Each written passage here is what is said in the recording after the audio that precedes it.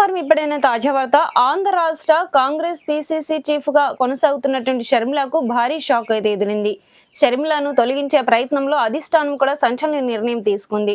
దీనికి సంబంధించినటువంటి video complete గా తెలుసుకోవాలి అనుకున్నట్లయితే స్కిప్ చేయకుండా చివరకు చూసి నచ్చితే లైక్ చేసి మన ఛానల్ ని సబ్స్క్రైబ్ చేసుకొని సపోర్ట్ చేస్తూ ఉండండి.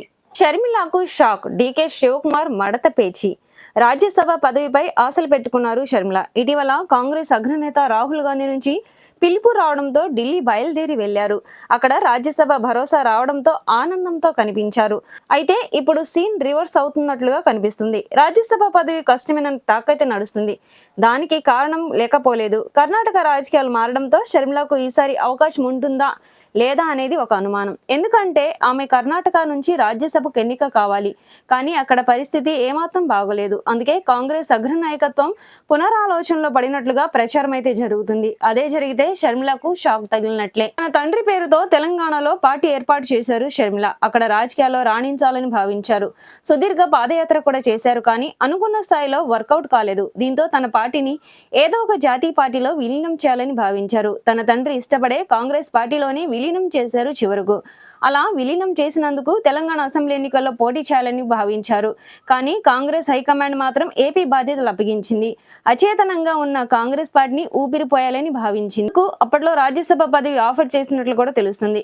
ఇన్నాళ్లకు కర్ణాటక నుంచి 3 రాజ్యసభ సీట్లు ఖాళీ అవుతుండటంతో షర్మిలకు ఇచ్చిన హామీ అమలు చేసేందుకు కాంగ్రెస్ పెద్దలు రంగంలోకి దిగినట్లుగా తెలుస్తుంది. పైగా వైఎస్ రాజశేఖర రెడ్డి కుటుంబానికి అత్యంత సన్నిహితుడు డీకే శివకుమార్. షర్మిలకు రాజ్యసభ పదవి దక్కుతుందంటే ఆయన సైతం సంతోషిస్తారు.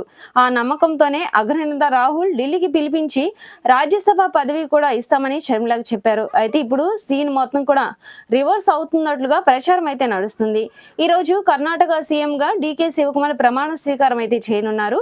అయితే అదే కర్ణాటక నుంచి షర్మిలకు అవకాశం ఇచ్చేందుకు కాంగ్రెస్ హైకమాండ్ ఆదేశాలు అయితే జారీ చేసింది.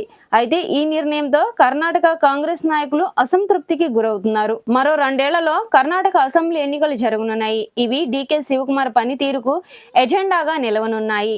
అయితే కాంగ్రెస్ ప్రారంభంలోనే రాజ్యసభ పదవి ద్వారా కాంగ్రెస్ పార్టీలో అసంతృప్తి రేగే అవకాశం అయితే ఉంది. కాంగ్రెస్ నుంచి చాలా మంది నేతలు రాజ్యసభ పదవి ఆశిస్తున్నారు.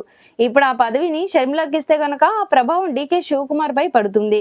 అయితే ఇప్పుడు డీకే శివకుమార్ షర్మిల విషయంలో వెనక్కి తగ్గినట్లుగా తెలుస్తుంది. అదే జరిగితే షర్మిలకి ఇది గట్టి షాక్ తగిలినట్లే అవుతుంది.